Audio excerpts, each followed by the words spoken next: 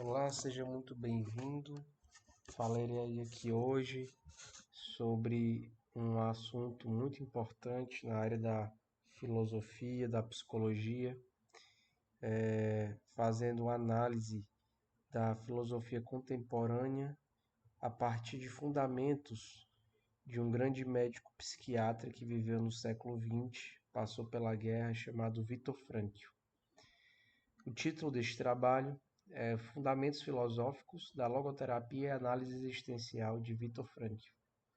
Viktor Frankl, que foi médico, judeu, viveu ali na segunda metade do século XX e ele era austríaco, viveu a guerra, morou em um campo de concentração por ser judeu, sobreviveu e no desenvolvimento da sua vida, no retorno da sua vida após a guerra, ele tomou para si uma nova significância da sua vida, buscar o que move de fato o ser humano, o que é o sentido da vida. E Frankl desenvolveu que aquilo que move o homem é a vontade de sentido.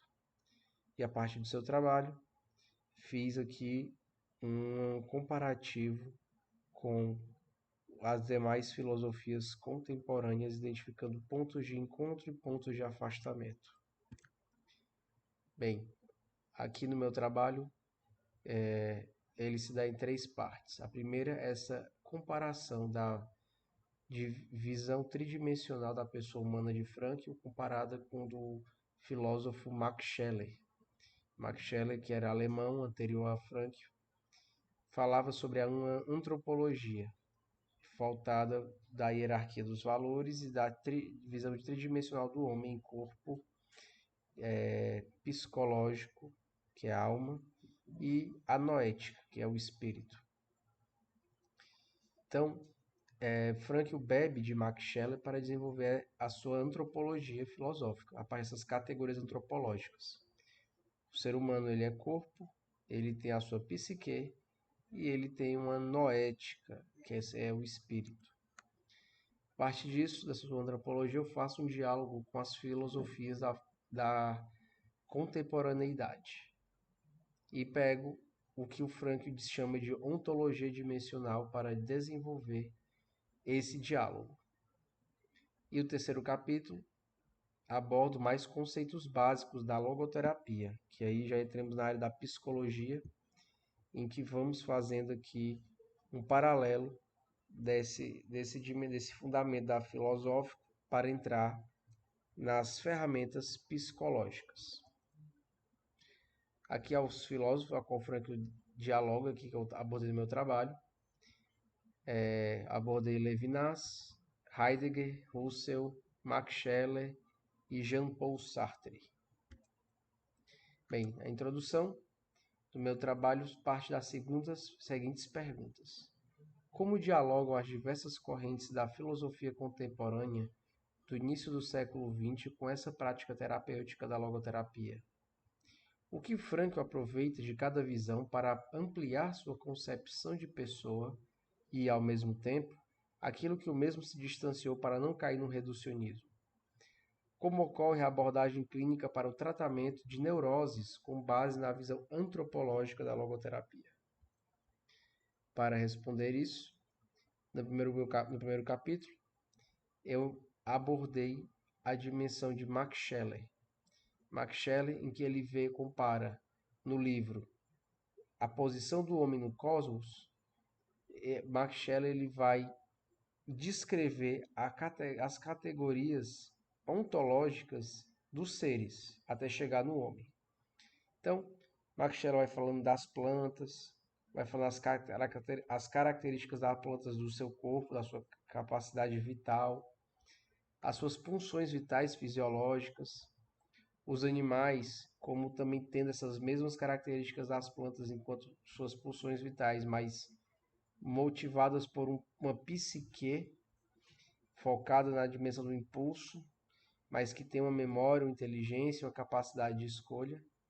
E o ser humano, que também tem tudo isso que os animais e as plantas têm, mas tem algo que a qual eles não têm e o homem ele tem, que é essa noese, que Frank vai chamar de noese, ou então espírito, ou então características da liberdade humana, razão.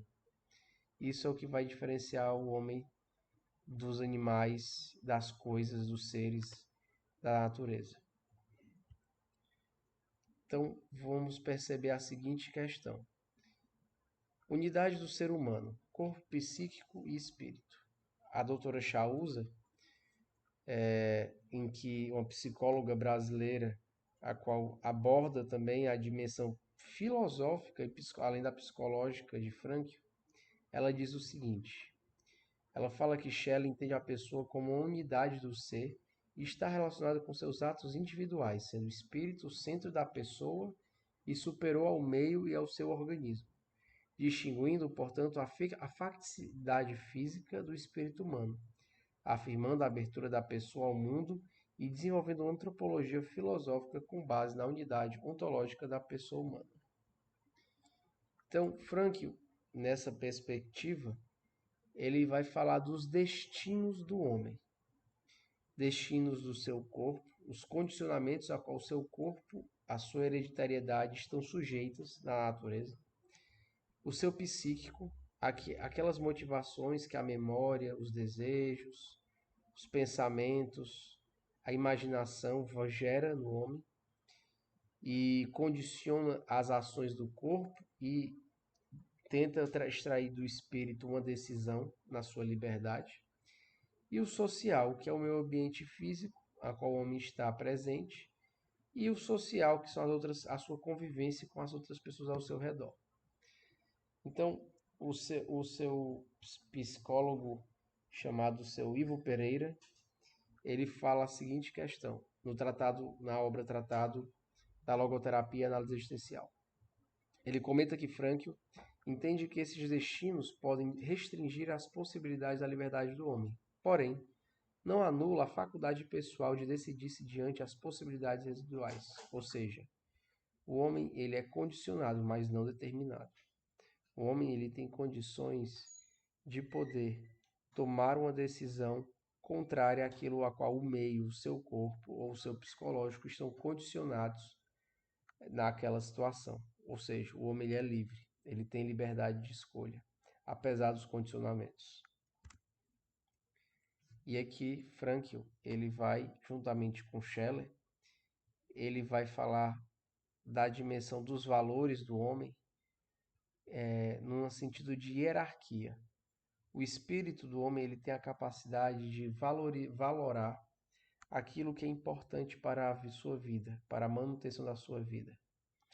E isso Scheller vai chamar de hierarquia dos valores. E Frankl bebe dessa hierarquia dos valores, dessa dimensão do Scheller. Bem, aqui nessa imagem, Frankl ele entende a hierarquia dos valores como essa seguinte imagem. Para alguns, ao olhar essa projeção dessas duas sombras, essas duas bolas, uma acima da outra, pode-se olhar para essa sombra e entender que existe uma interseção. E pode-se entender que valores, eles são questões de subjetivos. E aqui é uma briga muito grande que existe entre objetividade e subjetividade. Às vezes há um exagero nos filósofos contemporâneos da subjetividade, no sentido em que certas coisas que são objetivas ganham um relativismo. E aqui Frankl e Scheller vêm trazer, em questões de valores, valores são objetivos. Ou seja, o homem ele tem uma liberdade e essa liberdade aponta sempre uma responsabilidade a ele. É esses valores a qual Frankl ele vai trazer e vai abordar muito na sua análise, na sua tese. O homem, ele, ao escolher, ele é um ser responsável. Toda escolha que ele faz, ele é responsável. Independente dele tentar fugir ou não, a sua responsabilidade não se anula. Isso é objetivo, isso é da natureza. Isso não existe uma interseção, não existe uma subjetividade nisso, mas uma objetividade. E assim Frankl ele fala que o caráter ele é criado e a pessoa ela tem o poder criativo. O poder criativo de, diante da sua realidade, mesmo diante das limitações, ele tem a capacidade de fazer algo novo. Então a gente vai agora entrar aqui no segundo capítulo, que é esse diálogo da logoterapia com a filosofia contemporânea e a lógica da ontologia dimensional. Vamos lá. Quando vamos entender o panorama da filosofia do final do século XIX, início do século XX, a gente percebe que a ciência, o conhecimento científico estava querendo sugar a filosofia. Somente o método científico ele poderia superar a dimensão dedutiva, a dimensão do caráter filosófico da metafísica, ou seja, os axiomas, todo aquilo que se construiu por vários tempos na filosofia, nesse tempo o conhecimento científico queria absorver a filosofia para si e colocar como o método científico material como o principal e o único para se alcançar um conhecimento verdadeiro das coisas. Então isso era uma grande confusão que começou a existir e a filosofia do século XX iniciou um movimento de reação a esse pensamento positivista, que a gente pode chamar assim. Então, o questionamento do interior do homem nasce como expressamente por questão. O homem ele não é somente matéria. Não há somente algo biológico no homem, mas existe uma dimensão psicológica, né?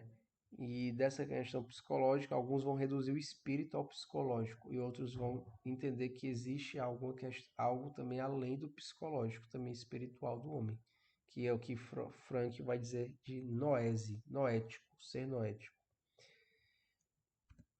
Então, nesse diálogo de entender a estrutura humana, o positivismo colocava o homem só como algo material, olhava como um homem numa única dimensão.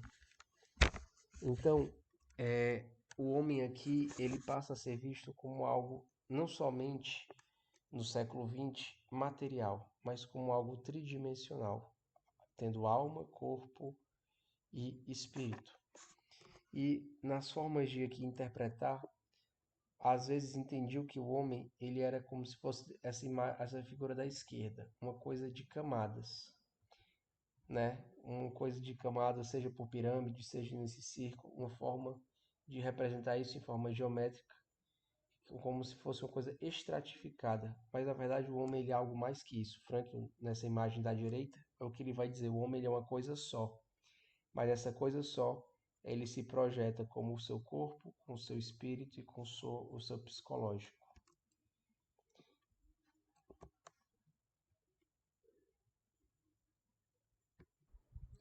E aqui vamos para uma comparação de diálogo da fenomenologia com a logoterapia. A fenomenologia é um movimento iniciado por Edmund Husserl no início do século XX, em que buscava abordar a análise do homem a partir da sua consciência, do seu interior, da sua subjetividade.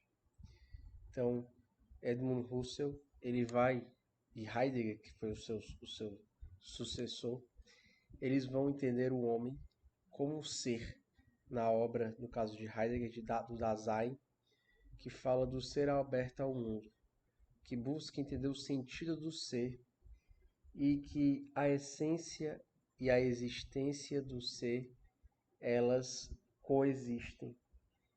E no ser, então a gente percebe uma diferença e uma relação, a correlação da logoterapia com a fenomenologia quando estuda um fenômeno, a realidade, né, os dados da realidade, a partir de um fenômeno em que o fenômeno em si, ele traz a sua resposta interior. A diferença é que quando vai estudar o fenômeno, a logoterapia, o Frank, quando olha para o fenômeno, ela entende a realidade objetiva do mundo, a objetividade dos valores, que trazemos aqui também. Já na fenomenologia, ela enxerga a realidade de forma mais subjetiva, ou seja, estar daquele indivíduo de forma particular, do particular para o universal. E a logoterapia ela é do universal para o particular. A logoterapia nesse caminho também com o existencialismo podemos entender o existencialismo também como uma corrente filosófica do século XX, em que existem uma vasta distinções da sua definição. Mas aqui eu coloco duas: o existencialismo teísta, aquele que coloca Deus, né, a existência de um ser que criou todas as coisas, e o ateu, aquele que entende que a realidade foi criada por si mesma. Há um ponto que a logoterapia se aproxima do existencialismo, é quando, no caso do existencialismo teísta, é que quando considera que as possibilidades dos valores positivos, eles partem do homem e se comunica com a logoterapia.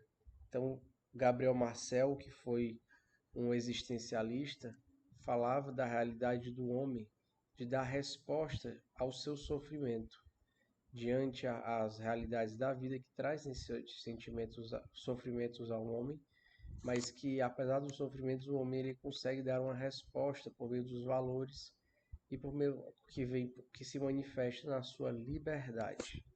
Podemos perceber esse ponto em comum.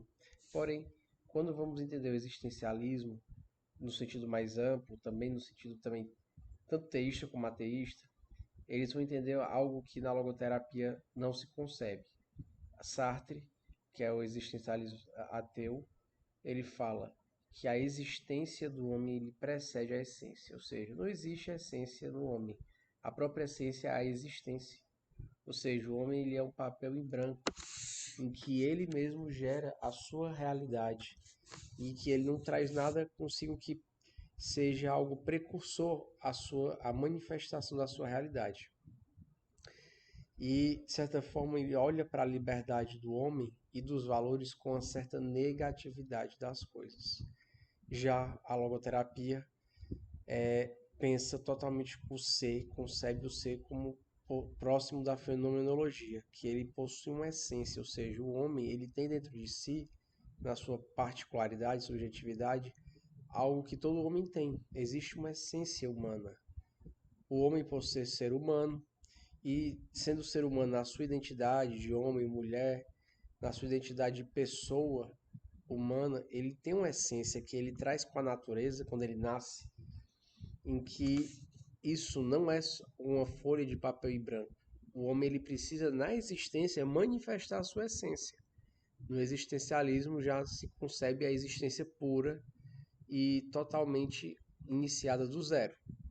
O homem ele constrói, como John Paul Sartre fala, como uma folha de papel em branco, as possibilidades da vida, a liberdade que o homem tem, mas no sentido negativo da palavra. O homem ele vai concebendo e escrevendo a sua história, a sua existência, ele vai construindo a sua essência como uma coisa construída. Na logoterapia é uma questão da natural. E que o homem, Frankl também entende que a vida do homem ela pode ser positiva, independentemente do sofrimento. Com o sofrimento, o homem pode encontrar felicidade porque encontra sentido. E esse sentido que assim a logoterapia vai trazer supera o sofrimento do homem. Agora vamos entrar aqui no diálogo da logoterapia com o personalismo.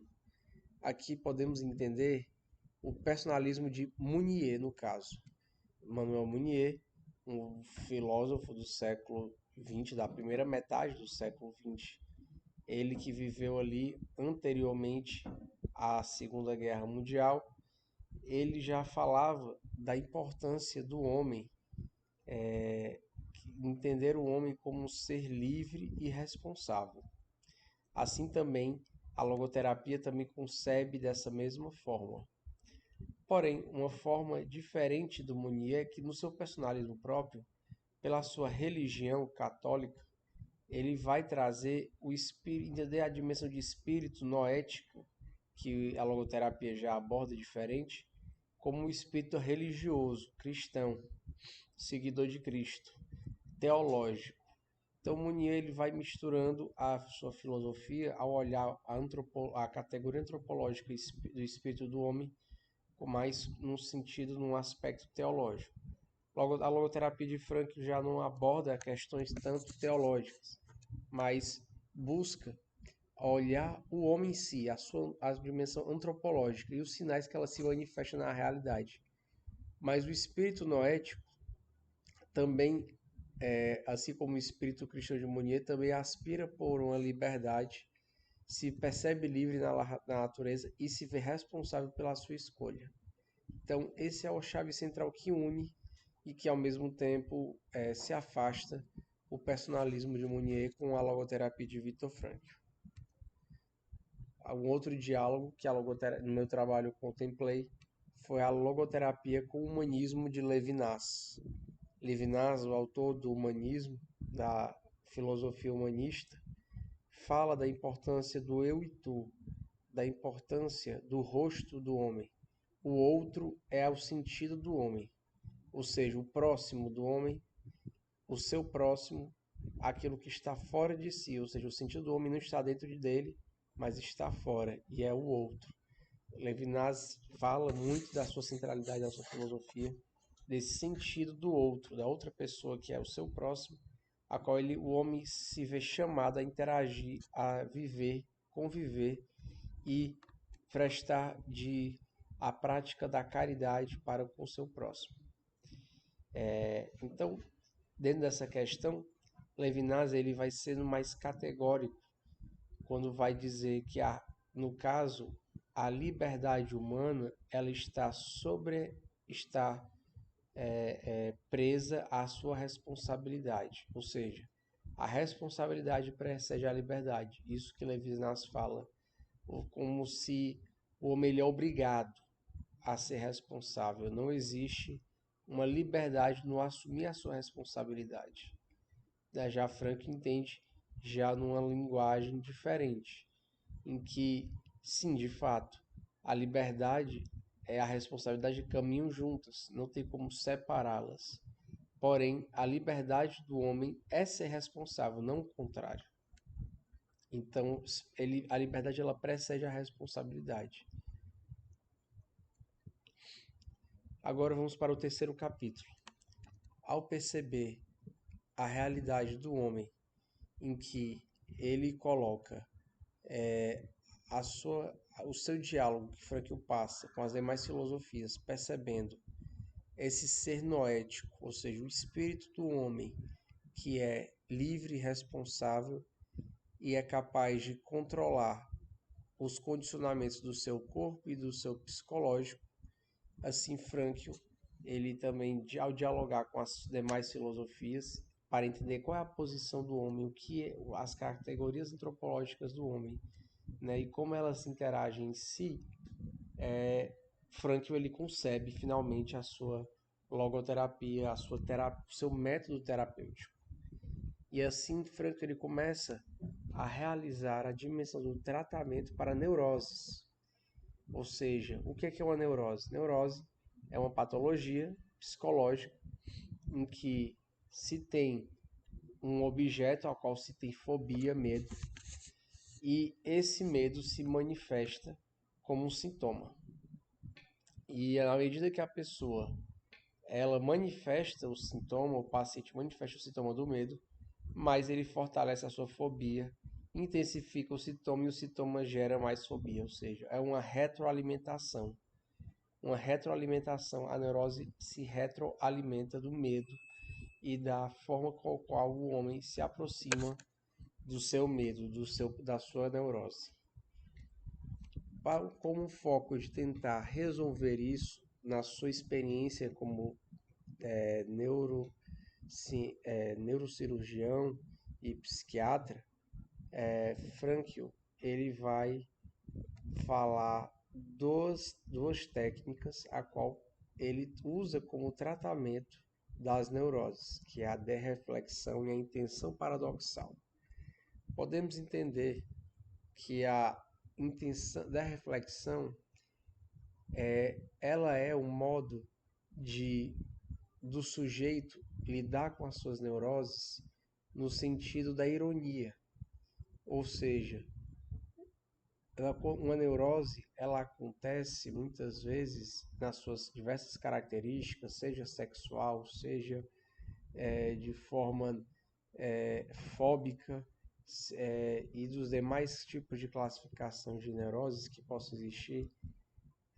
A derreflexão ela é aquela forma do homem conseguir dar uma mensagem ao seu psicológico, à sua psique, que aquilo a qual ele está tendo medo é algo pequeno, não é algo grande. Ou seja, é uma certa ironia, ou seja, diante de uma realidade que o corpo se manifesta de forma muito séria, com medo, com a fobia, mas mostra com certa ironia, entende? O problema, o homem encarar o seu próprio problema com ironia, porque aquilo vai ajudar a ele, ao seu psicológico, vai dar uma mensagem que aquilo ali é algo que é simplesmente algo irrelevante, não precisa ter medo. E a intenção paradoxal é o caminho que o homem, muitas vezes, com a forma de lidar com as suas neuroses, tenta se afastar delas. Porém, muitas vezes se tem uma crise, porque na medida em que se tenta afastar delas, entra-se no problema de se aproximar novamente. Ou seja, a intenção paradoxal ela não está na medida que você se afasta, mas na qual você se aproxima mesmo do seu problema, e ao se aproximar você trata com desprezo ou com ironia, para que você consiga dizer ao seu cérebro que você supera aquele problema e que os desejos que tem do corpo não são maiores que o sentido com o qual a sua vida carrega. E as considerações finais deste trabalho é que os principais frutos eles foram a exposição da compreensão do ser noético, a constatação da superação que Frankl apresenta em alargar a visão do homem frente ao reducionismo psicossomático e perceber o caminho da filosofia do século XX na tentativa de vencer a visão cientificista e ao mesmo tempo superar uma subjetivação extrema, ou seja, Frankl ele estava entre dois extremos, buscando lutar contra uma visão científica e reducionista do homem como algo material, mas ao mesmo tempo tentar superar uma subjetivação interior extrema do homem, a qual podem muitas vezes fugir da realidade. E por fim, esse meu trabalho lhe sugere futuras pesquisas, em um diálogo, não somente mais entre os filósofos do século XX, mas com os psicólogos, psicanalistas, Freud, Jung e Adler. Então, esse trabalho sugere que sejam feitos desse tipo. Então, em breve estaremos também trabalhando e apresentando aqui as noções e as diferenças e semelhanças entre esses grandes autores do final do século XIX e da primeira metade do século XX. Um abraço, tudo de bom, Deus abençoe.